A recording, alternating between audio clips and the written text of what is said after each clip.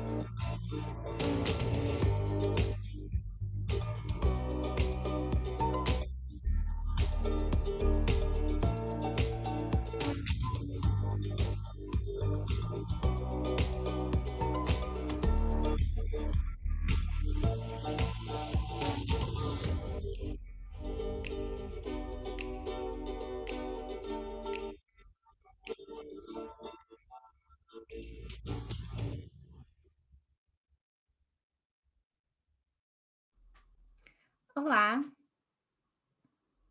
sejam todos bem-vindos. Estamos aqui em mais um webinar da FGV-DAP. Primeiro eu vou ler aqui um disclaimer e depois vou apresentar o nosso tema e os nossos convidados. Então, as manifestações expressas por integrantes dos quadros da Fundação Getúlio Vargas e por convidados que participam dos eventos e transmissões online representam exclusivamente as opiniões dos seus autores e não necessariamente a posição institucional da FGV. Reiteramos também que todos aqui presentes concordaram em participar desse evento de forma espontânea e, com isso, autorizam o uso de sua imagem para essa transmissão, que ficará disponível posteriormente nos canais oficiais da FGV. Bom, hoje nós estamos aqui para o webinar Abundância, Pablo Bockovski debate excesso de informação. Eu sou a Luísa Santos, eu sou doutora em Comunicação e Informação e também pesquisadora da FGV-DAP. E para a nossa conversa de hoje estão aqui comigo o professor Pablo Bockovski e também o diretor da FGV-DAP, o Marco Rudiger. Vou começar então apresentando os nossos convidados. Pablo Bockovski é professor na Northwestern University, ele é fundador e diretor do Centro for Latin Digital Media e diretor acadêmico do mestrado em Leadership for Creative Enterprises, ambos na Northwestern. Cofundador e co-diretor do Center for Study of Media and Society, na Argentina, uma iniciativa que é conjunta da Northwestern e da Universidade de San Andrés, em Buenos Aires. É Senior Fellow no Weisbaum Institute for the Network Society, na Alemanha. Em 2020, ele foi nomeado Fellow na International Community Association. Ele é autor e coautor de 6 livros, coeditor de 4 volumes e escreveu mais de 50 artigos científicos. Seus projetos de livros incluem social media atuais, incluem Social Media Studies, Comparative Perspectives, em coautoria com Moura Matassi, e The Patina of Distrust, Misinformation in a Context of Generalized Skepticism, também em coautoria com Eugênia Michelsen, Maria Celeste Wagner e Facundo Suenzo. E o diretor Marco Aurélio Rudiger é doutor em Sociologia e mestre em Policianálise e Management. Atualmente, ele é diretor aqui da Diretoria de Análise de Políticas Públicas da Fundação Getúlio Vargas. Está à frente do projeto de criação da Escola de Comunicação, Mídia e Informação, da FGV. Seus campos de interesse são sociologia política, análise de redes sociais e a inovação tecnológica em seus impactos na democracia. Membro do Conselho Consultivo da Associação Brasileira de Comunicação Empresarial, a ABERJ, e do NDI, National Democratic Institute de Washington. Coordena ainda o projeto Digitalization Democracy in Brazil, realizado com o apoio do Ministério das Relações Exteriores da Alemanha, e o projeto The Circulation of Dangerous Speech in 2020 Brazilian Elections, apoiado pelo Facebook com bolsa de licitação internacional. Rudiger também é membro do Conselho Consultivo do Observatório para a Transparência nas Eleições do Tribunal Superior Eleitoral, o TSE, que se concentra na integridade digital das eleições de 2022 no Brasil. Para quem está nos assistindo aqui no Zoom, lembrando que vocês podem fazer perguntas aqui pelo Q&A para os nossos palestrantes. Pode ser durante a fala deles e ao final a gente vai ter um momento de perguntas. E também podem ser feitos para quem está nos vendo no YouTube pelo aplicativo Slido. Então, eu gostaria de começar convidando o professor Pablo Bockovski a fazer essa fala inicial. Seja bem-vindo, professor. É um prazer recebê-lo.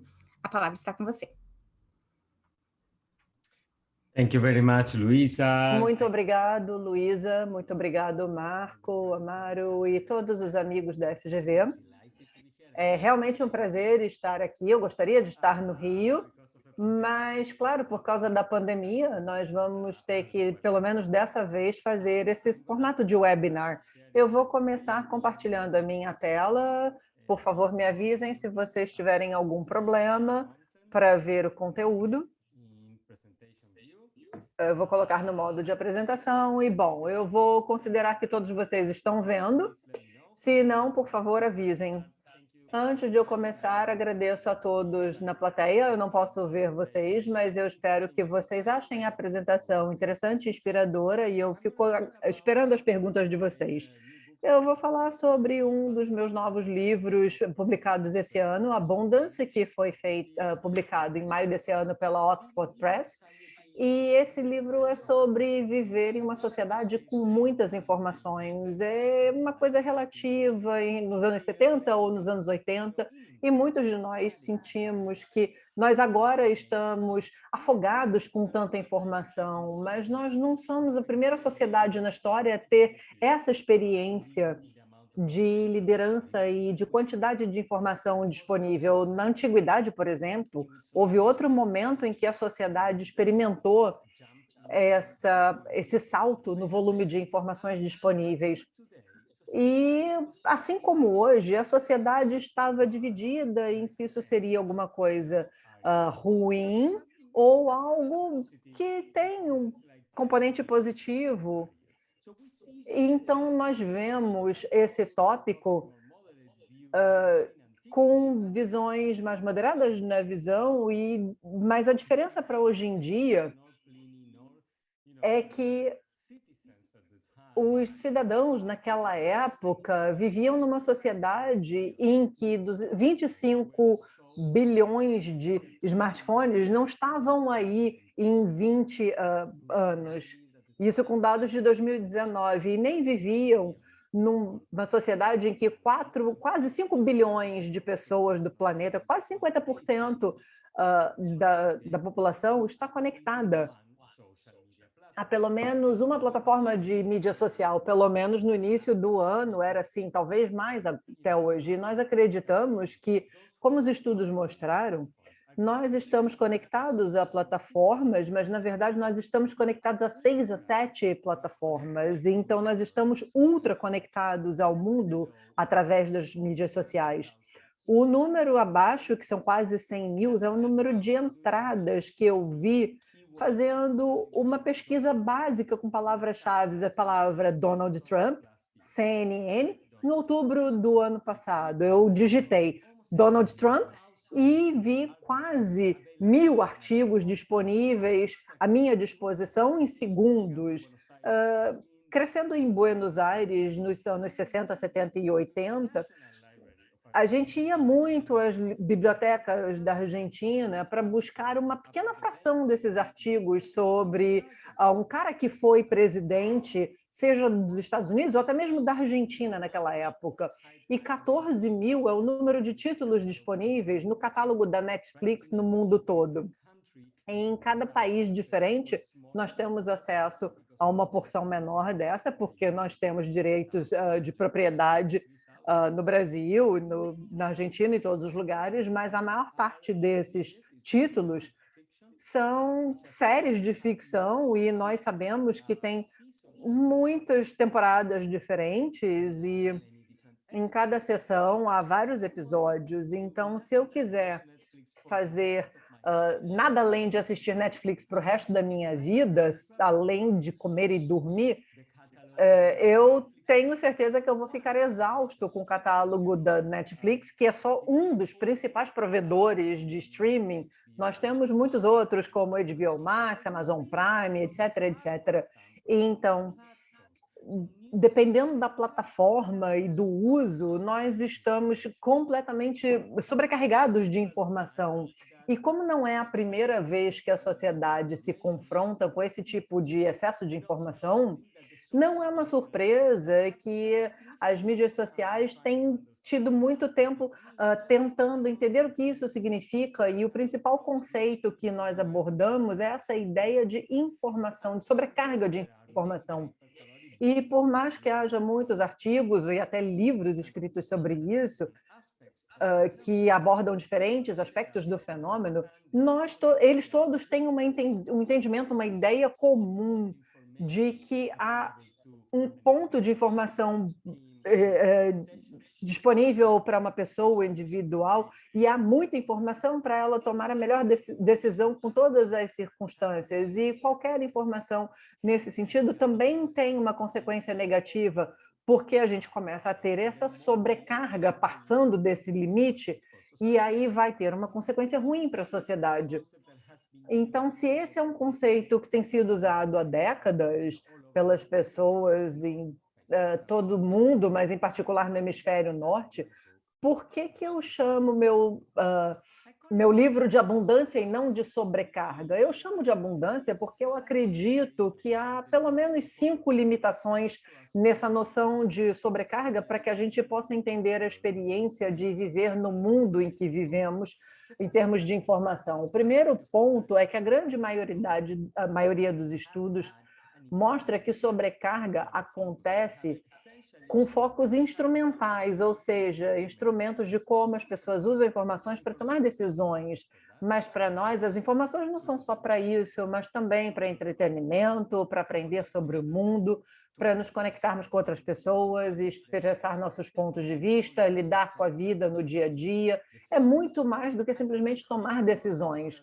E como o foco pode estar mais do que nesse uso instrumental, a gente tem que olhar para o processo de cognitivo, em particular, pensando que se a gente combinar o foco cognitivo com o lugar do mundo, isso vai se tornar mais ou menos a razão de trazer essa personalidade em termos de número de informação.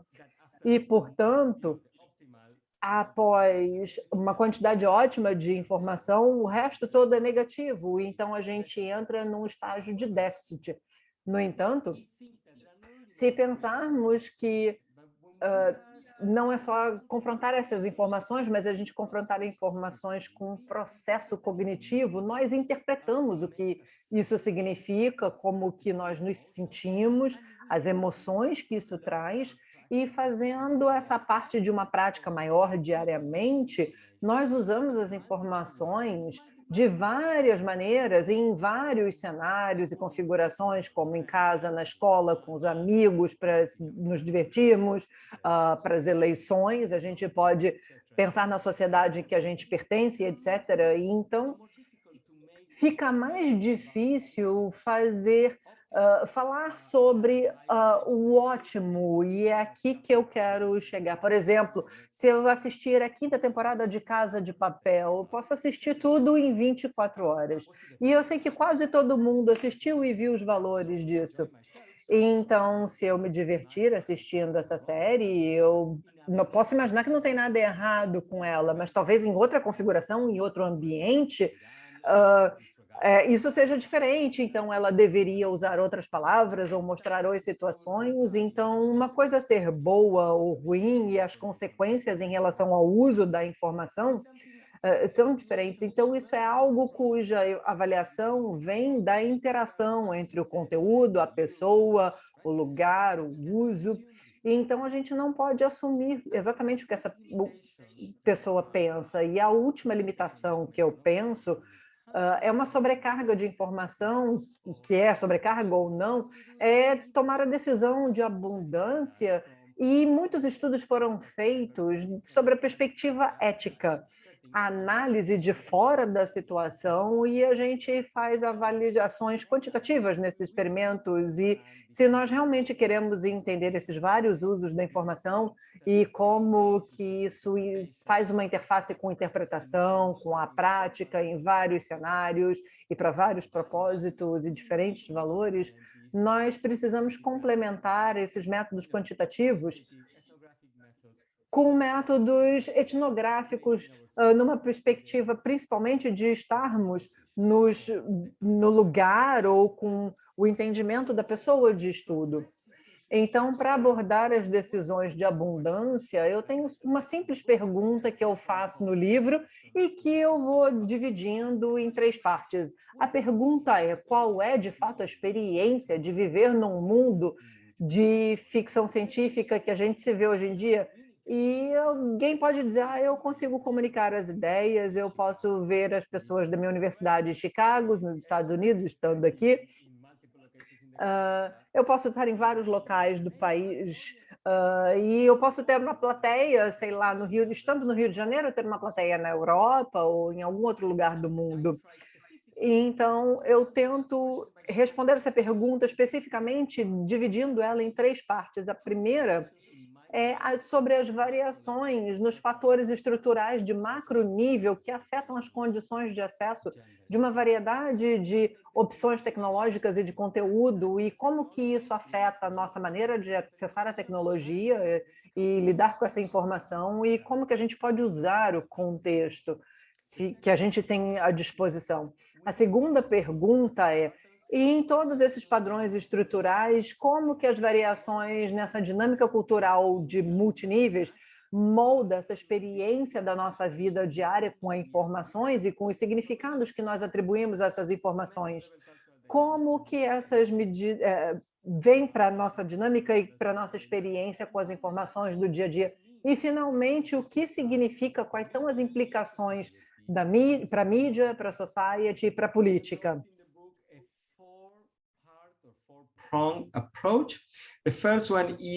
Eu estou separando o vídeo em diferentes partes e a maioria delas para fazer essa comunicação por meio do estudo para verificar o que vai ser transmitido a partir dessa informação. Então, precisa entender o que como cada parte dessa informação se move de pessoa para pessoa, de um lugar para outro, e como é esse processo.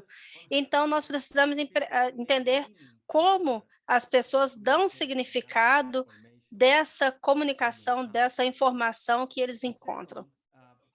A segunda parte da minha abordagem é a mudança da informação, ela é um problema tecnológico ou um problema de conteúdo?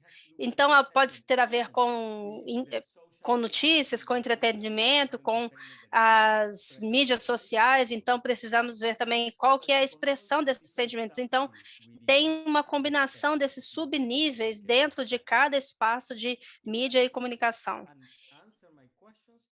Então, tentando responder às minhas perguntas, eu tenho certeza do fato que é importante integrar, estruturar e culturalizar, verificar a estrutura de cada país, verificar a cultura de cada país, e ainda assim eu vejo que no cenário contemporâneo, precisamos ver o que isso significa para nós hoje na sociedade contemporânea, e durante o livro, eu adoto níveis históricos para que vocês vejam o que é único de cada tempo e que pode ser o que as pessoas estão replicando do passado e como isso está acontecendo, como nós vimos nos outros slides. E, finalmente, é importante para aqueles na parte sul do globo, na América do Sul, a África do Sul, na parte sul global. A maioria desse trabalho foi feito nos países do norte sem levar em consideração as condições, sabendo que essa parte do norte é apenas uma porcentagem pequena da população mundial. Então, qual a condição de vida lá impacta a parte financeira? Então, eu vou para a parte sul e eu faço toda uma compreensão, falando com a vida na parte sul afeta e como isso poderia ser compartilhado dentro do Globo Sul e também com os países da parte norte. O livro passa por 2 datas. Eu tive várias pessoas que foram entrevistadas, fiz entrevistas em 2016 e em 2017. Foram mais de 158 entrevistas. E fiz uma pesquisa com 700 pessoas em Buenos Aires, em outubro de 2016, em Buenos Aires e na área de Buenos Aires. E eu fiz esse contraste com 2 perguntas que o Governo Nacional da Argentina fez, o Ministério da Cultura, abordando vários problemas que foram perguntados nessa pesquisa. E não apenas Buenos Aires, mas o país como um todo. Então, era muito similar. Eu acho, me sinto confiante de que eu consegui uma porcentagem boa e um resultado significativo. E por que Argentina? Mesmo que eu moro nos Estados Unidos há muitos anos, o meu país ainda é a Argentina. Então, né, eu tenho uma comunicação com o país ainda, e faço muitos trabalhos. Então, tem 3 características da Argentina que fazem com que seja bom para esse processo. O primeiro é relacionado com outros países de primeiro mundo do globo norte e também países que estão ali no entorno da Argentina. Temos uma porcentagem de é um país que tem uma escassez material. Então, para conseguir um smartphone, é uma pequena porção da população que consegue. Significa que isso precisa significar algo muito importante. Então, ter essa conexão com o mundo digital, as informações digitais, deve ser algo muito importante para eles, para que eles gastem dinheiro e tempo com isso. E isso nos dá uma visão mais clara de quais são, o que os guia para esse mundo informativo.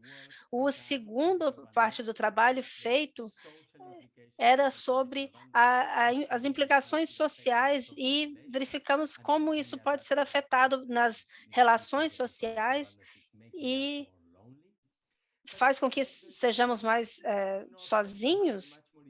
E também precisamos verificar se essa associação mais individualista com algumas sociedades, como a Argentina, na parte sul do globo. Então, é interessante ver essas implicações sociais em diferentes contextos e ver se a gente tem alguma similaridade quando a gente faz esse comparativo. E, finalmente, outro tópico de análise foi essa análise que eu fiz da mídia sobre os efeitos políticos das redes sociais. Então, se a gente confia nas instituições, na democracia e na mídia em particular.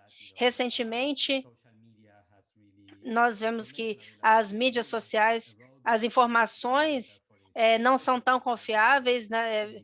Então isso pode causar danos no processo democrático. Então isso tem sido feito em vários países, estudos em vários países do Globo Norte, fazendo esse comparativo com alto nível de confiança relativo ao que está acontecendo com os países do Sul, como a Argentina. E nós sabemos que, ao mesmo tempo, tem uma tendência de confiança nessas instituições, por exemplo, para o trabalho dos nossos colegas em alguns institutos. Então, na Argentina, por exemplo, precisamos medir essa confiança nas mídias. Os jornalistas estavam verificando que é uma previsão do que pode acontecer na parte.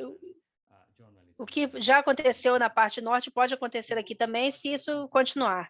O livro está estruturado em 6 capítulos. Primeiro é a abertura, e depois tem 2 capítulos que podem ser considerados como tecnológicos, sobre a abundância de informação, um sobre as telas de computadores, telefones, televisão. A segunda é sobre informações de software, plataformas, WhatsApp, Facebook, Twitter, Instagram, Snapchat, Chapter Form. Depois a gente muda esse foco da tecnologia com o conteúdo explorado pela mídia. E depois eu falo sobre notícias e entretenimento. E depois eu fecho o livro com o último capítulo, que tenta trazer tudo e localizar tudo ali de acordo com o que foi dito, que é a escassez. Então, eu vou passar os próximos 20 minutos falando um pouco sobre o capítulo 4 das notícias E a minha apresentação vai ser particularmente relevante para esse público. Se vocês tiverem alguma pergunta sobre os outros capítulos, podem fazer, mas eu quero dar uma provinha desse capítulo 4. Então, se nós pensarmos sobre o novo consumo na segunda parte do século XX, como nós temos hoje, tem alguns achados da literatura que são relevantes para esse estudo.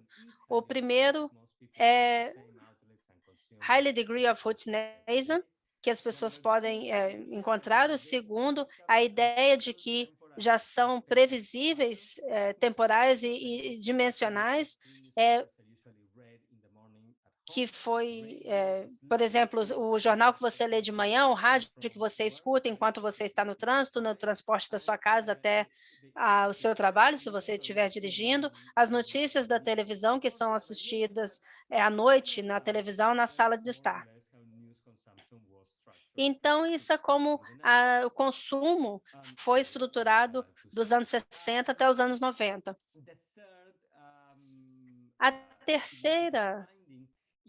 O terceiro achado, que é mais significativo, fala que todo esse processo de consumo está integrado aos padrões de relacionamentos nos dias atuais. Então, esse conceito está se aumentando e virando uma rotina social. Mas tem dois destaques que eu encontrei durante essa leitura e que são bem importantes. A primeira é a ideia de que a informação é algo que precisa ser obtida. Alguém precisa comprar ali numa revista, num jornal, então alguém tem que ligar a televisão ou ligar o rádio. E a informação que sai desse processo foi consumido do que eu chamo de rotina primária. Então, se alguém acorda, vai ler o jornal, a pessoa está ali sentada lendo o jornal, não vai fazer nada além disso. Se ela está vendo o jornal na televisão, vai ser o foco principal de atenção. Então, dentro desse resumo de consumo da mídia social dos anos 60 aos anos 90, vamos ver o que aconteceu na Argentina nos anos atuais. Com a pesquisa que nós fizemos, acreditamos que a população argentina está muito bem informada, mais de 90%. A maioria deles conseguem as notícias através da televisão. E, em particular, na televisão é a maioria, mas também nós temos o rádio vindo em segundo, e a segunda que está crescendo é a mídia digital. A mídia social também está quase ali alcançando os jornais, os sites, e em último lugar, e que está sumindo cada vez mais, são as revistas, né? Aqui nós vemos que hoje em dia os jornais, apenas 3% da população da Argentina vê o jornal como a maior fonte de notícias. Nós ainda encontramos uma rotina, uma grande rotina, como as pessoas conseguem essas notícias. Mais de 70% com a frase, eu sempre consumo a mesma mídia. Mas a mídia não é a mesma que as pessoas consumiam 30 anos atrás. E o volume de informação também não é o mesmo. Então, nesse ambiente de informação, você tem milhares de notícias que circulam. Cada vez que alguém publica uma nova história, um website recebe em segundo, a mídia social em fração de segundos. E a maioria ali também está... A maioria das mídias tem o mesmo conteúdo. Então, o que você vê na mídia social são tweets, pessoas que retuitaram e compartilharam e repostaram. Então, ainda assim, é um pequeno número de notícias. E como as pessoas lidam com isso? Eu acredito que existem 5 mecanismos, 5 dinâmicas culturais. A mídia, acredito que nós temos um ambiente de informação muito grande, e a outra é a experiência de receptação dessa informação. Então, primeiro a gente chama de rotina derivativa, a rotina que nós tínhamos e que agora nós consumimos, e ao mesmo tempo que conseguimos fazer alguma coisa. Então, por exemplo, quando nós perguntamos a Sandra, que é uma psicoterapeuta, quando foi a última vez que ela soube de eventos através de uma entrevista, quando ela estava lendo uma revista, esperando por um cliente num escritório.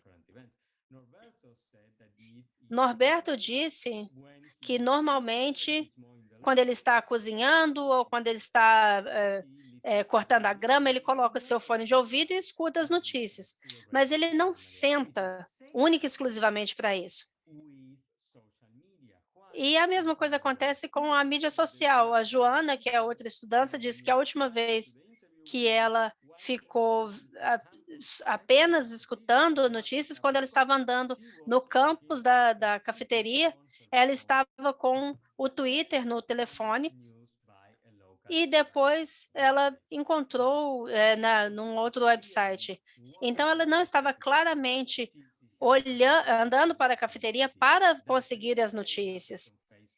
Então, isso acontece com o Facebook, de acordo com a Luciana. Ela nunca vai para o Facebook para ver alguma coisa, mas se ela vê alguma coisa, ela clica e lê.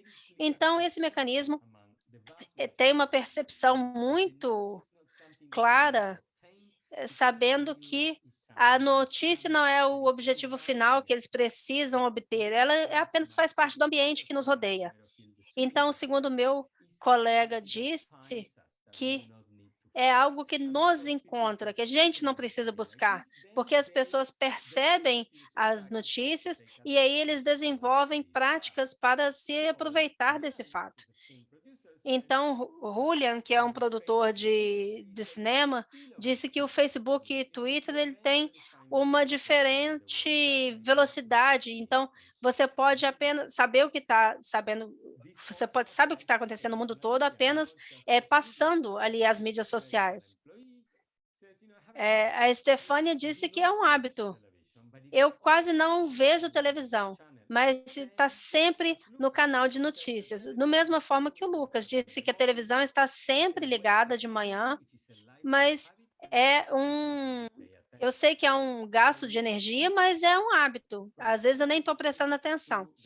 Então, nós mudamos de rotinas primárias para rotinas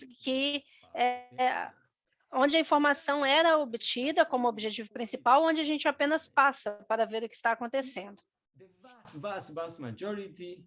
A grande maioria das pessoas acredita que as notícias que elas recebem são tendenciosas.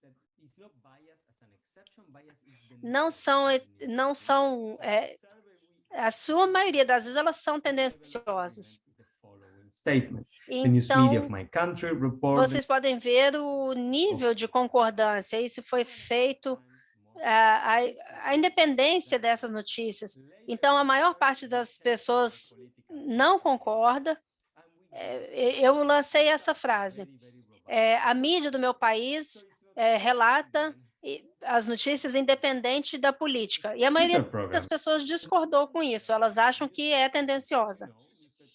E as pessoas falam que nenhum dos jornais da Argentina tem a qualidade que eles deveriam ter se eles fossem independentes, assim como a televisão e o rádio.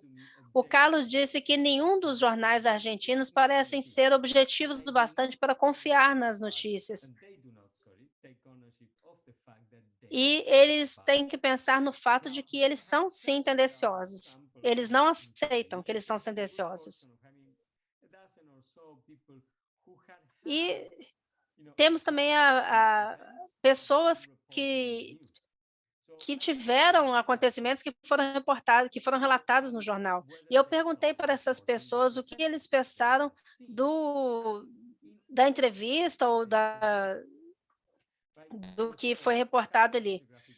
E Carla, que é uma designer gráfica de uma cidade pequena na província de Santa Fé, na Argentina, ela disse: isso faz você pensar.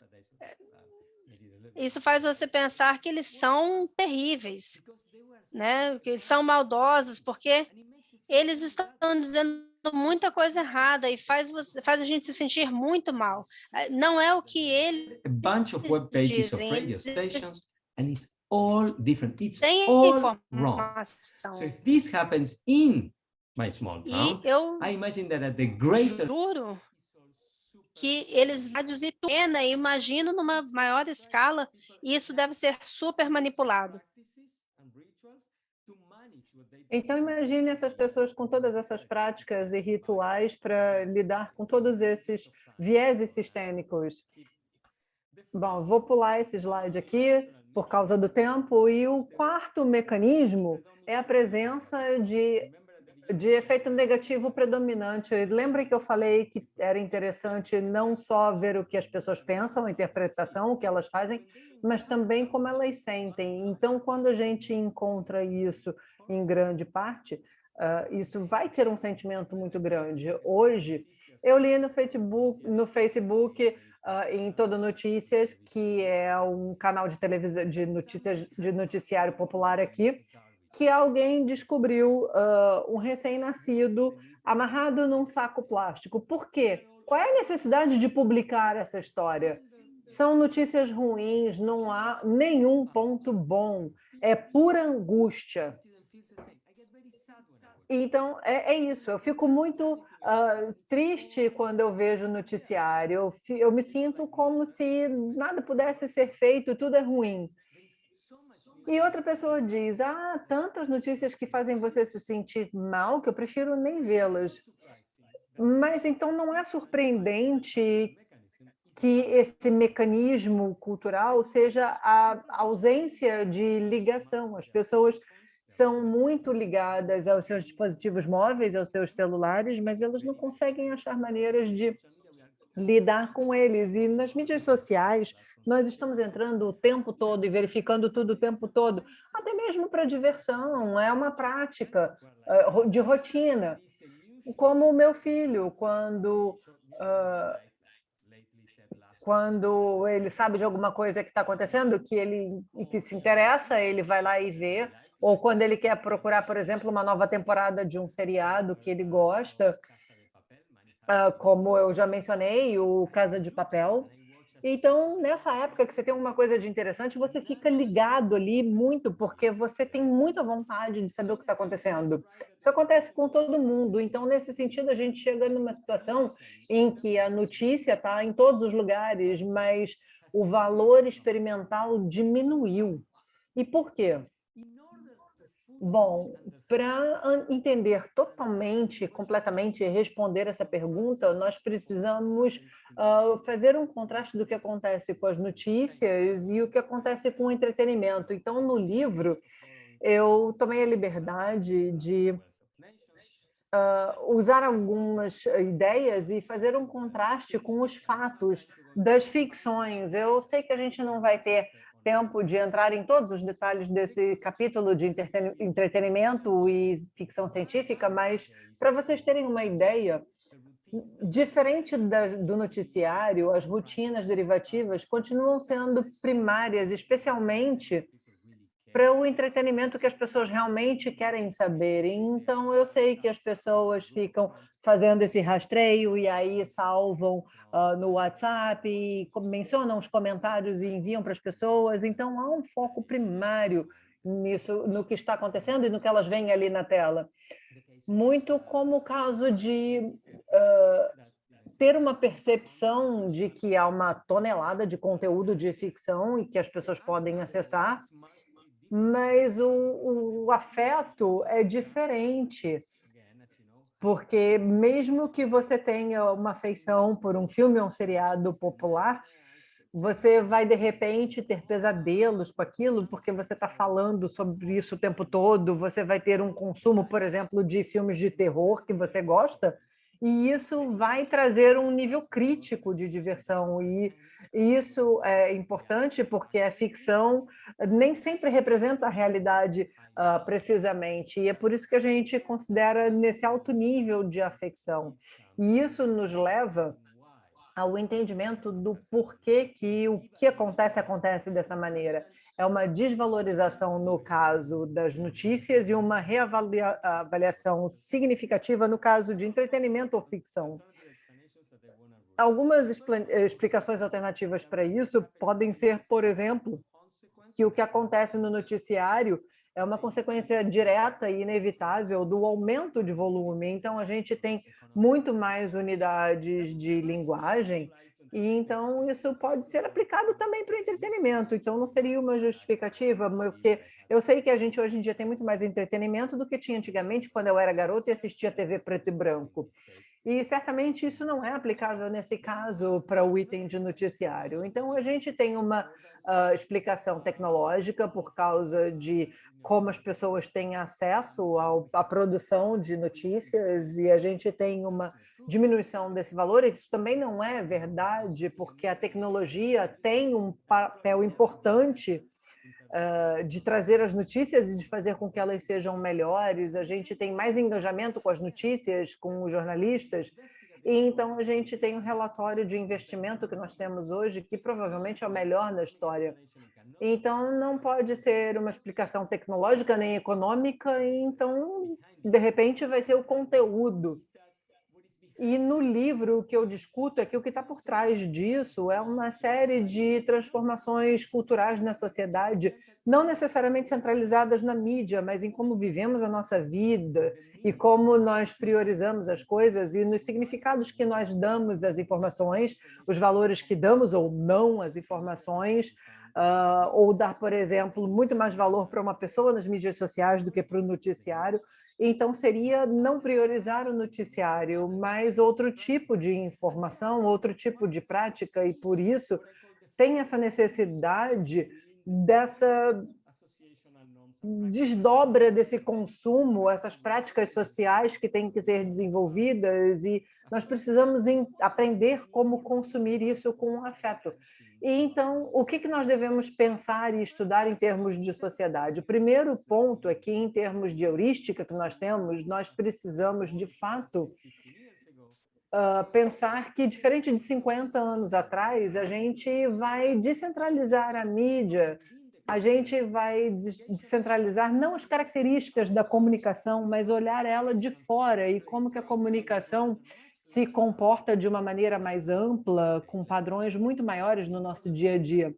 E para fazer isso, nós precisamos criar mais pontes e entender diferentes maneiras de comunicação e mídias e etc., para reencontrar o intelectual da informação e da fragmentação. E então a gente, dessa maneira, analisa eloquentemente a comunicação, e tudo isso nos leva a repensar os conceitos seminais, que são considerações que não têm mais valores. Por exemplo, as pessoas dão valor experimental à notícia pelo que elas sentem, e o jornalismo é essencial para o funcionamento da democracia, mas é muito mais difícil manter essas ideias com um cidadão que tem essa experiência do valor da notícia.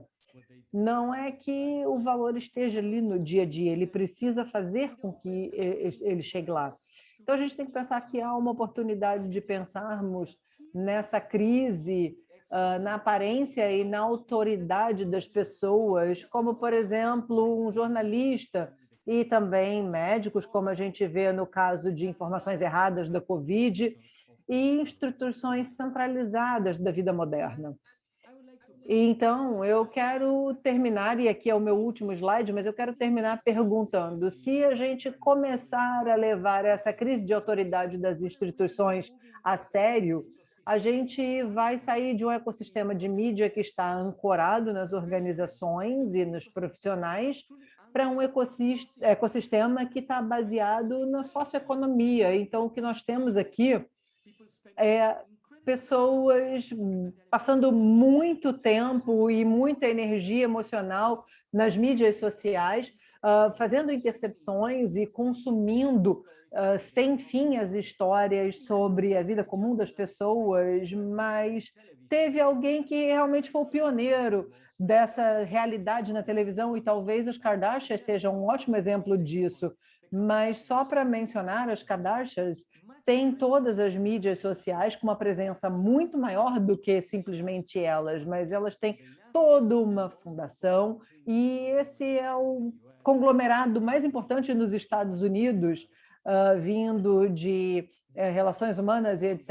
E a imagem que vocês veem à direita aí nessa tela não talvez seja tão popular em termos de entretenimento, mas no noticiário, porque essa é uma imagem do Lionel Messi, e essa foto foi no dia seguinte que ele anunciou que ele estava indo para o Barcelona, e ele não tem mais os colegas dele presentes nas redes, só um amigo que permaneceu lá, ele vem da Espanha, e isso se tornou uma maneira principal dos jogadores se comunicarem com a audiência deles.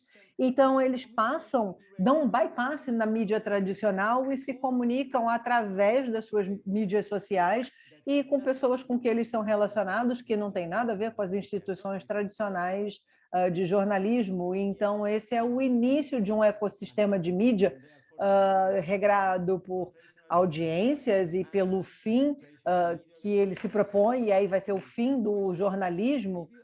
Então, eu termino com essa pergunta e agradeço por me darem um tempo para estar aqui me ouvindo, e fico esperando as perguntas. Obrigada, Pablo. Enfim, excelente a sua exposição. Acho que a gente tem muito para discutir. Vou passar para o Marco Rudiger agora fazer os seus comentários e depois tomamos perguntas.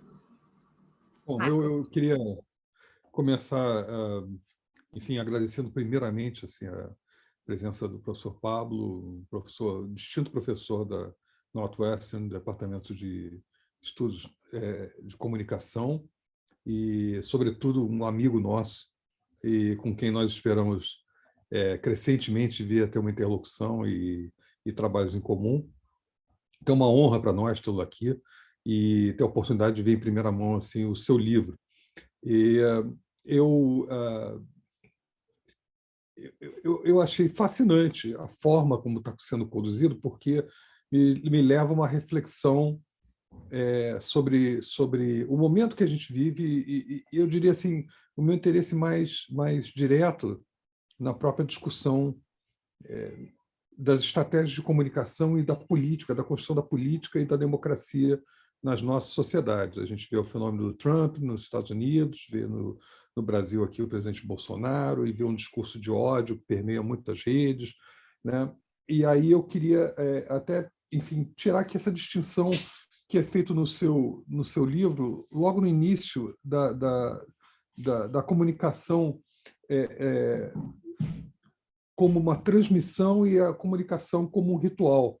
E na questão do ritual, eu acho interessante que você traz que a ideia do ritual é de uma certa coesão social, de uma que você chama de fellowship. Eu acho que isso é muito interessante. No entanto, a gente não vive uma situação de fellowship na nossa sociedade.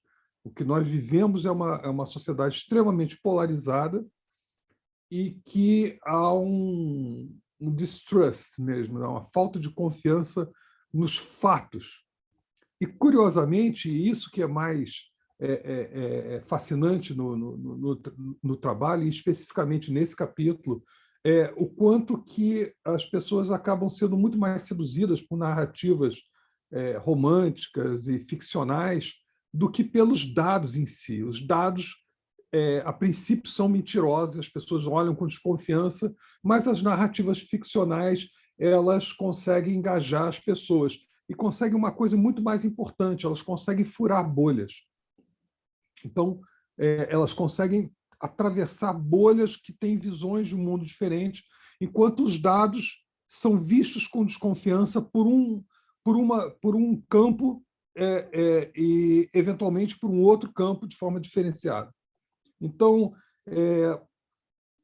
se a gente olhar para a democracia, você acha que a democracia carece de narrativas no estilo mais mais ficcional, não no sentido de haver dados falsos, mas da forma como ela é comunicada, porque as pessoas, em síntese, estão desconfiando crescentemente do sistema, do que o sistema entrega, da democracia em si, das instituições, uma desconfiança grande. Mas será que não é um problema de construção da narrativa desse nosso sistema para esse mundo hiperconectado? Essa é uma questão que me interessa muito, porque o que eu vejo o discurso da desconfiança e do ódio servir à destruição da democracia, e o discurso de construção da democracia e de valores não conseguir percolar, não conseguir penetrar mais na sociedade. Então, a forma como essa narrativa é construída no mundo de hoje tem favorecido muito aqueles que jogam contra as instituições, né? E isso, para mim, é uma incógnita, eu não sei explicar isso direito. E lendo o seu livro, eu vejo essa distinção e como as pessoas absorvem por vários segmentos políticos, absorvem a ficção e repudiam o dado. Como é que isso pode ser vencido? Como é que isso pode ter uma ponte que os valores passam a ser mais transcendentes?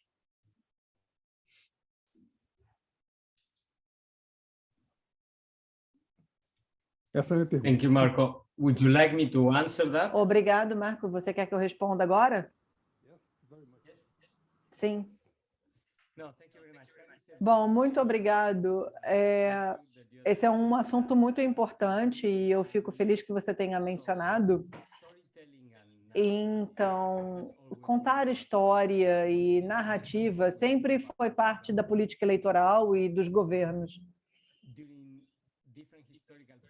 Em períodos históricos diferentes e em países diferentes, diferentes partes do mundo, a gente vê a prevalência de certo tipo de narrativa sobre os outros.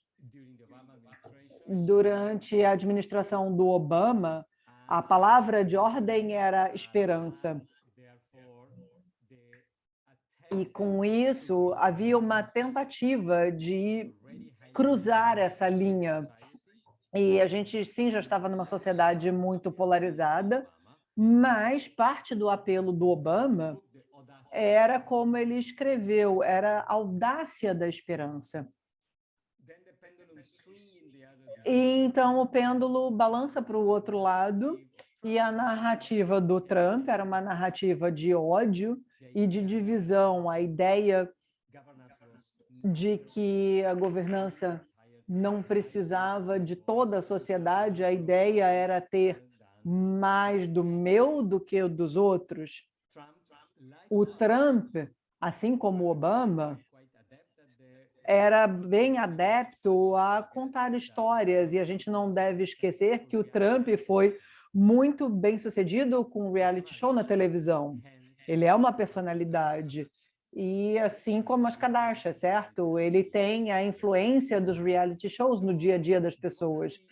A democracia, certamente, demanda isso e sempre demandou líderes que tenham narrativa para transmitir a principal mensagem da sua política. E a pergunta para os cientistas sociais é explicar por que a narrativa muda quando eles fazem, em alguns países e não em outros, e quais efeitos essas mudanças têm na sociedade, nas sociedades em que eles operam.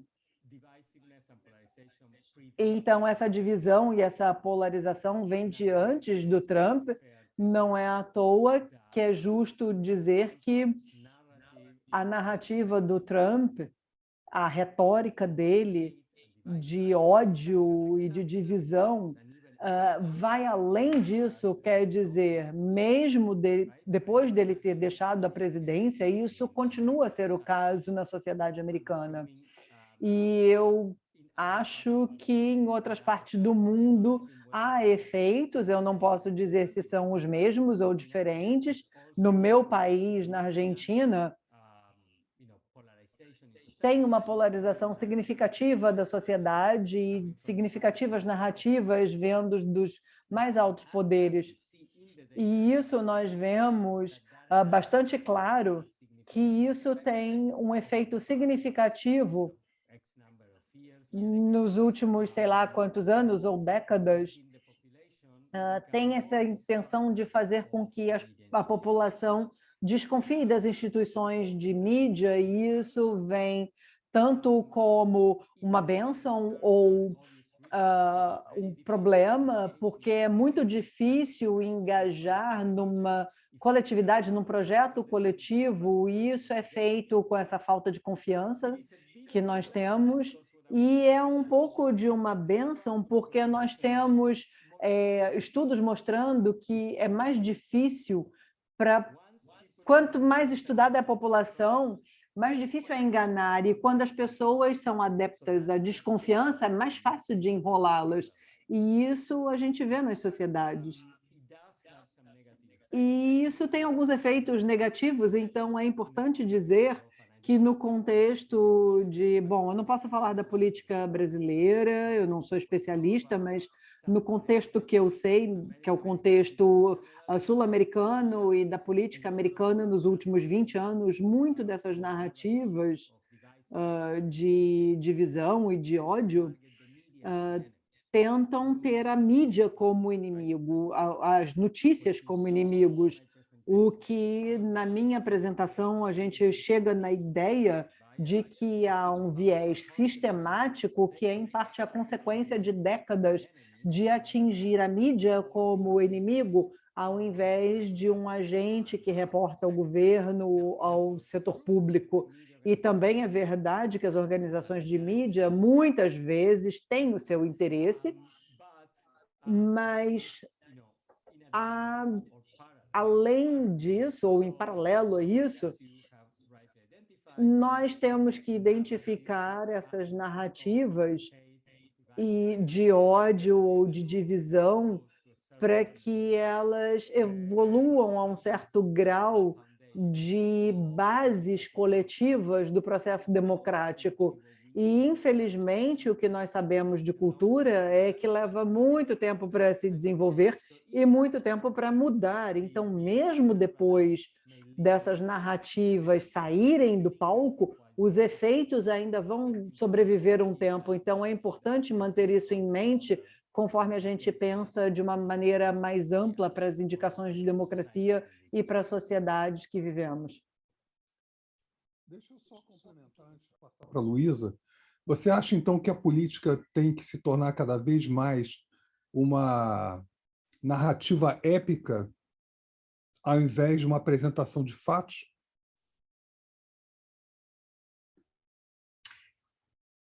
Another excellent question. I do not see... Outra pergunta excelente. Eu não vejo essa comunicação estratégica que nós temos na política.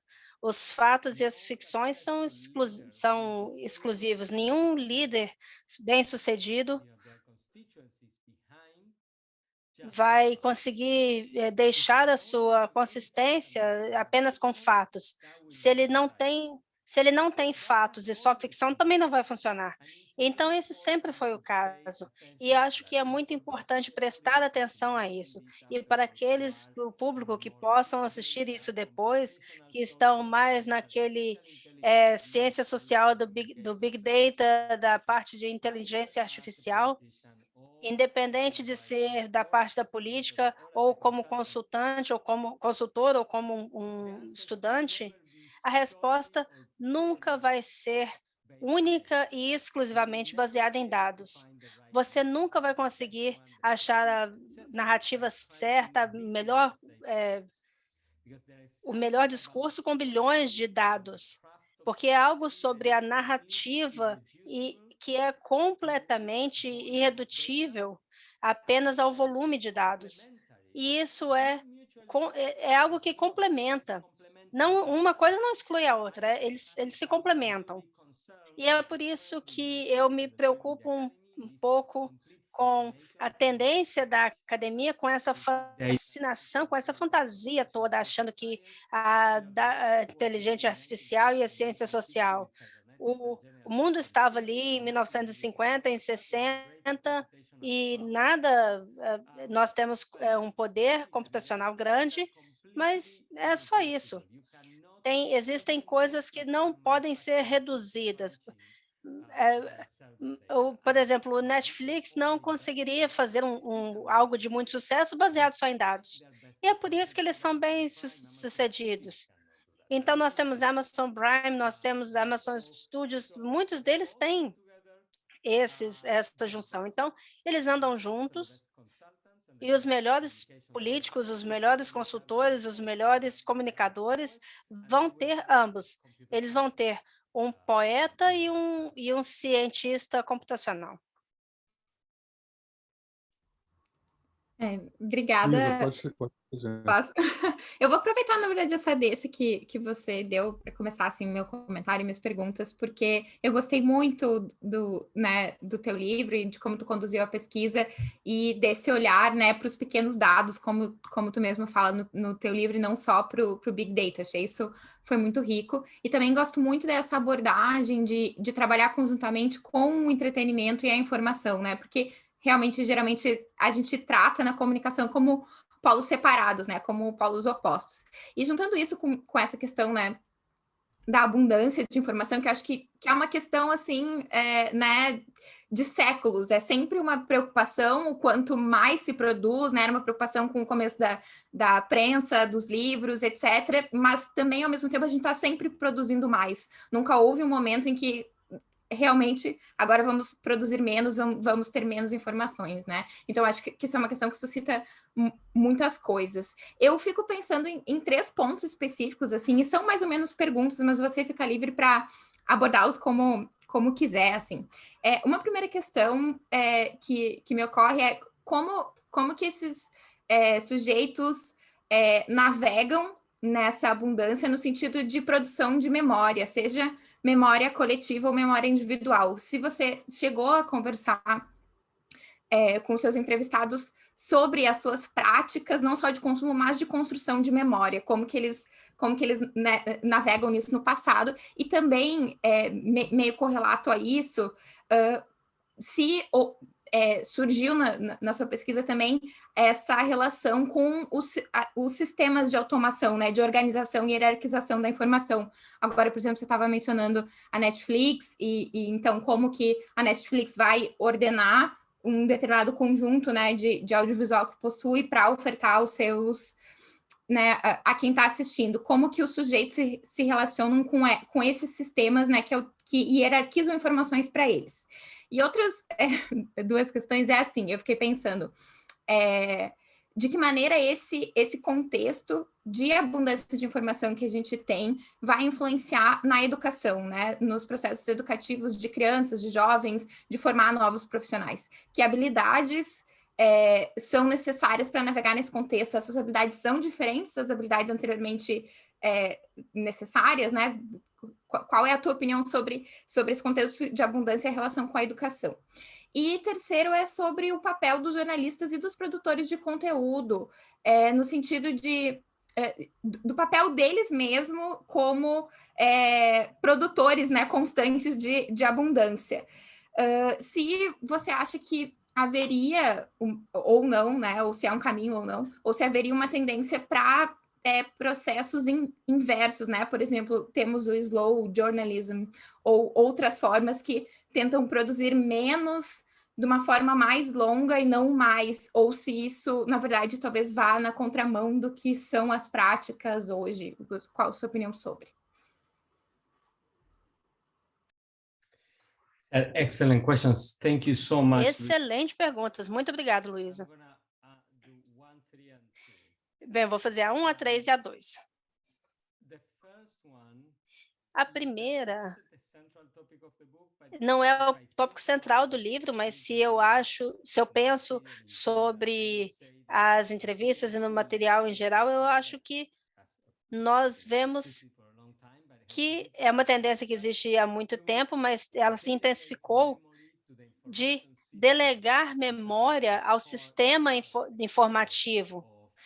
Seria o coração da abundância. Então, eu não sei você, eu não conheço você, mas eu não sei nenhum outro telefone além do meu. Eu não tenho de memória. Eu tenho todos os meus números aqui. Se eu perder isso aqui, eu preciso ligar para alguém, eu não sei. Eu tive esse problema alguns anos atrás, então na minha carteira eu levo um pedaço de papel com alguns números que eu posso ligar. Mas eu costumava saber todos os números das pessoas que são mais próximas, porque você tinha que discar. Então, eu acredito que isso está acontecendo agora, não é algo negativo. Tem filósofos interessantes, Andy Clarkas, que durante 20 anos fala sobre a teoria da mente estendida. Então, esses dispositivos deveriam ser parte da nossa mente. A gente não precisa... por que a gente tem que lembrar se a gente pode armazenar em algum lugar? Então, por isso que às vezes eu levo um papelzinho na carteira, mas eu acho que essa abundância está fazendo com que a nossa memória se torne maior, mas está mais conectada à tecnologia, não apenas na nossa mente, mas também nos dispositivos que nós usamos, com os quais nós interagimos. Sobre os jornalistas e produtores de conteúdo, outro livro que eu vou lançar o ano que vem no Reino Unido, e em dezembro nos Estados Unidos, é o Journalist of Manifesto, que é bem polêmico, que eu escrevi com os meus colegas na França, Crisântemos, e nós falamos que no mundo atual, talvez o jornalismo precisaria não apenas se retratando de forma profissional para o público, mas eles precisam tornar o porta-voz do público. Então, eles precisam estar integrados com aquilo que eles estão relatando, se isso seja encontrar essa visão. Então, se você está naturalmente inserido naquela comunidade, então, naturalmente, reduz o volume de histórias. Então, isso consegue formar uma ponte com as situações que nós temos, porque as pessoas nos veem como, eles mesmos, como um agente externo. Então, eles não são apenas um representante ou empregados dessa indústria corporativa que é a televisão. A segunda pergunta é a mais fascinante para mim, e eu acho que tem uma relevância para você sobre essa educação das escolas. E eu comecei a fazer uma pesquisa do mundo digital em 1994, na verdade, 1992, e desde 1996, eu acompanhei a transformação da imprensa, das mídias, do jornalismo. Por muitos anos, foi o único tópico que eu conhecia. Eu acho que o mundo da educação está agora onde o mundo da imprensa estava em 1994, 1996. Parte da crise da pandemia foi essa aceleração de transição para o mundo digital. Então, ele acelerou 18 meses, o que demoraria 15 anos. Então, o que demoraria 15, 18 anos para chegar lá, fizemos em 18 meses. E a tecnologia não é tecnológica, essa mudança não é tecnológica, é cultural. E no começo de 2020, a ideia é que teríamos esse tipo de interação, a pessoa diria, não, isso vai ser secundário, porque vamos nos encontrar pessoalmente. Por alguns meses, foi a única coisa que a gente conseguia fazer, mais do que um ano para muitas pessoas no mundo. E nós percebemos que não é tão ruim, porque quando você ensina online, os aprendizados são o mesmo, se não melhores. E você tem essa interação não só educacional, mas social. Mas, ao mesmo tempo, eu adoraria estar no Rio de Janeiro. A última vez que eu fui aí, O Marco me levou para um restaurante que eu ainda posso sentir a comida, particularmente o tiramisu, mas é muito menos cansativa para mim, porque vocês estão vendo a minha bicicleta aqui, eu vim para o meu escritório de bicicleta, porque a minha conexão aqui é melhor que na minha casa, e a gente tem a mesma interação que a gente estaria tendo. Então, eu não precisei pagar o avião, eu não precisei pagar o hotel, eu não tenho jet lag, então não tenho nada disso. Então, a gente se acostumou, a gente verificou a qualidade dessa interação. E os contraindicativos, nós tivemos, tem muitos custos, culturalmente falando, mas também tem muitos benefícios. Eu acho que muitas dessas práticas estão aqui para ficar. O que acontece quando você faz isso é que a sua sala de aula é potencialmente composta de 7 bilhões de pessoas. E isso é incrível. Não tem limite para as pessoas que podem assistir do Rio, de São Paulo ou de qualquer lugar. O mundo é o seu parquinho. Então, nós temos um centro de estudos e nós temos um seminário semanal. É um webinar como esse. E nós estamos... o nosso orçamento é de $0. Não gastamos nada. Nós já tivemos 30 webinars de 1 hora. A gente não tem dinheiro para pagar, a gente não precisa pagar o rádio, a gente não tem nenhum custo. Nós temos pessoas de 45 países que assistiram. Ninguém precisou vir a Chicago. Tem as pessoas que eram da cidade, era a minoria. Amanhã a gente vai começar o 2º ano da nossa rede de seminários, e que vai ser em Santiago. A Ingrid, que é de Santiago, não vai precisar vir para Chicago. Ela apenas vai tirar 1 hora do dia dela para compartilhar a pesquisa dela. Nós já temos... nós temos mais de 60 mil pessoas inscritas, e a maioria da África.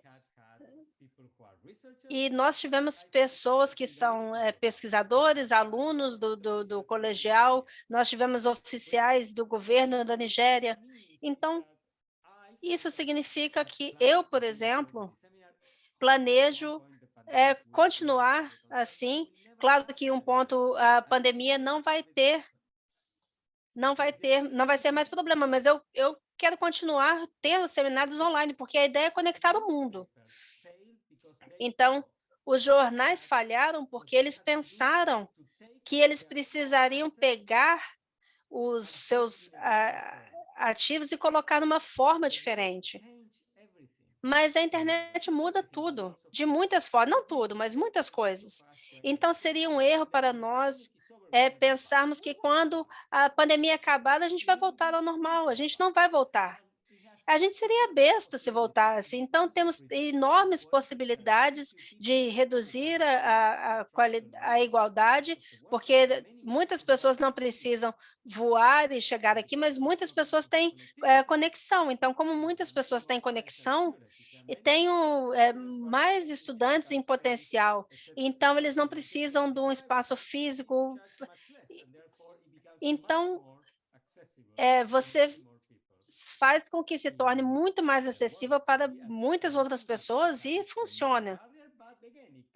Então, talvez a língua é a barriga, mas isso a gente elimina. Então, por exemplo, eu estou falando em inglês, você está ouvindo em português. Então, talvez se você precisar de recursos para isso, e isso vai ser numa situação, isso também pode ser feito para outros princípios também. Então, eu acho que nós estamos num ponto que nós precisamos repensar o que universidade significa, o que ensino superior significa, ensino médio. E o currículo que nós temos na sala, na universidade, ou até mesmo no ensino médio, esse currículo, ele compete com o currículo que já existe no TikTok ou no YouTube. nem sem falar do edX e Khan Academy e outros, mas já está ali.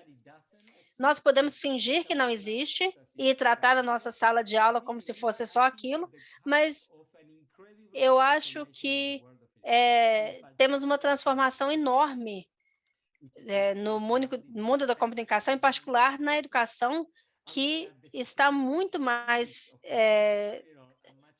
precisamos saber que a sociedade precisa de fazer com que a socialização precisa para as crianças. Então, as crianças que são do jardim, elas precisam dessa socialização, mas eu acho que precisamos ter uma oportunidade de repensar tudo do zero. O que a educação consiste, em que, se nós pensarmos primeiramente no digital, mesmo se a gente tiver encontros físicos. Então, eu só quero, eu acho que eu me alonguei aqui, mas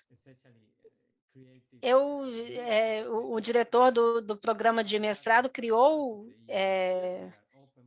nós criamos um curso, eu fiz a minha primeira aula aqui, estamos abertos, e os estudantes que não puderem vir, eu vou dar a mesma aula pessoalmente no Zoom.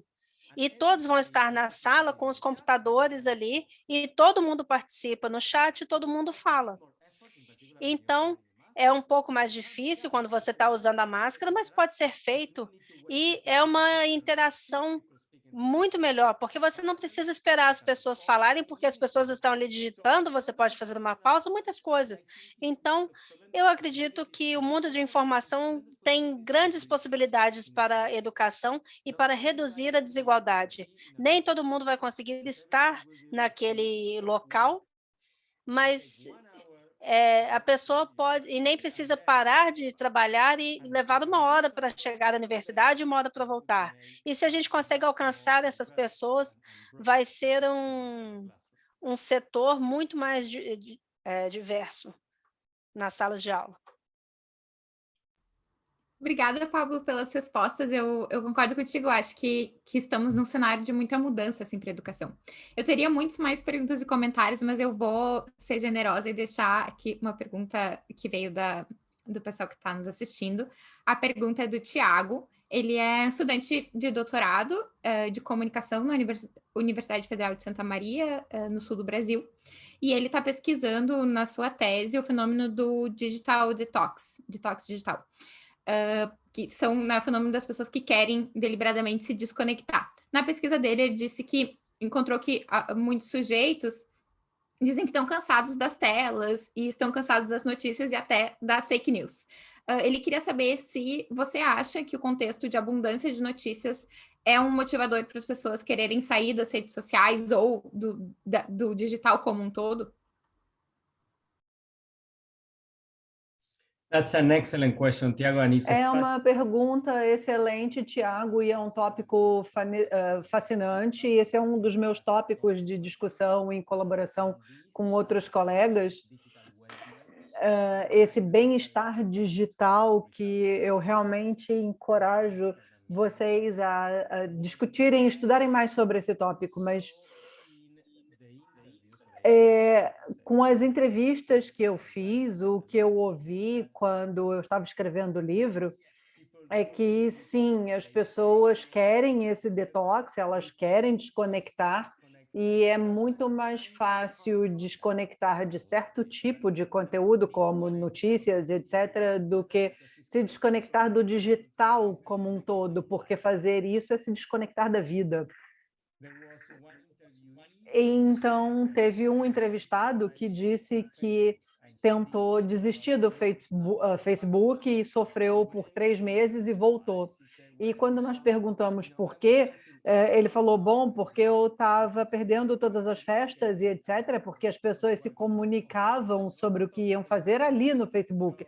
Elas não falam mais cara a cara. Então, a gente não pode colocar mais limite, quer dizer, a gente pode colocar limites, como, por exemplo, no WhatsApp, colocar no silencioso, e aí eu seleciono só a minha família para me acordar se for uma emergência, coisas desse tipo, mas está ficando cada vez mais difícil um detox total, A gente pode diminuir a exposição, a gente pode dizer, não vou olhar mais essa plataforma, só vou abrir o Twitter uma vez por dia, por exemplo, mas é muito difícil desconectar totalmente e fazer esse detox, porque o digital é onde a vida está, uma grande parte da população está lá, então se você não quer se relacionar com isso, as pessoas com quem você se relaciona e que estão no espaço digital ainda vão estar lá e você não vai mais conseguir ter acesso a elas. E o que vai acontecer depois?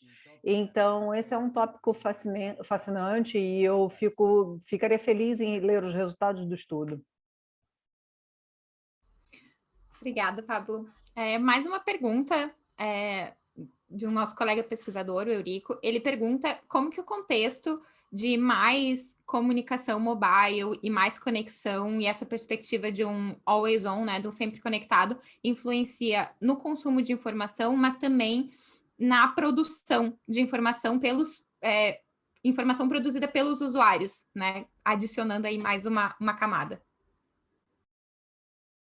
Yes, no, that's very important. Bom, isso é muito importante, porque esse livro sobre abundância não é de informações produzidas por organizações ou especialistas, são informações que nós todos contribuímos nas mídias sociais, com mensagens e etc. E essa é a principal revolução. Nós sempre contribuímos de uma maneira ou de outra quando falamos no telefone, enviamos cartas ou e-mails ou nos diários, mas isso cresceu exponencialmente e é uma transformação significativa em termos de transformação digital. Há um historiador brilhante de Harvard que falou sobre a definição de informações e abundâncias nessas eras digitais. E ela fala sobre a transformação que também era uma transformação que tem a ver com a grande mídia. E essa transformação cultural indica que as pessoas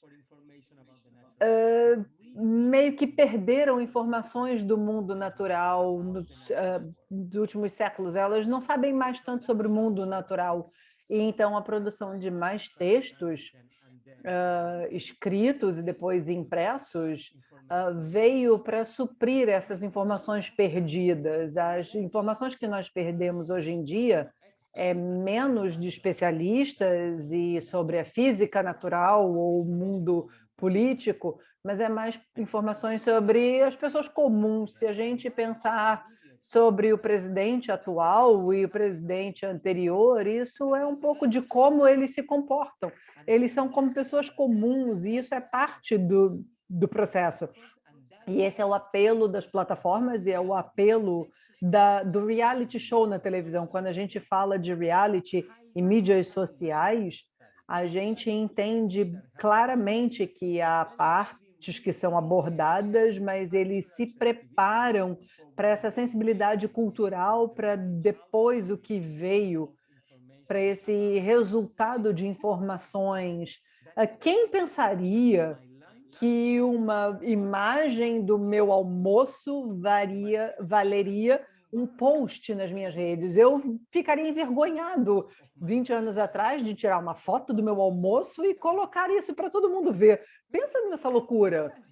Meu almoço. Vem cá, quem se importa com o meu almoço? Eu mesmo nem me importo com isso, eu simplesmente como. Mas essa é uma transformação cultural que não tem a ver com tecnologia, mas tem a ver com uma sociedade que coletivamente decidiu que vão dar valor à comunicação dessas coisas bobas, desses aspectos intrínsecos ao dia a dia.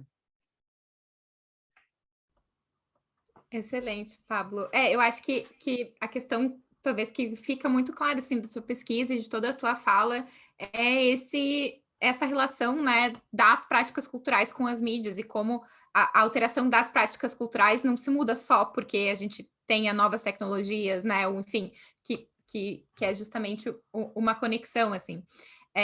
Infelizmente, a gente está chegando no nosso horário. Eu queria te agradecer imensamente, Pablo, por estar aqui conosco, por compartilhar tanto, né? Foi, para mim, pelo menos, um prazer imenso e uma tarde incrível de troca de ideias.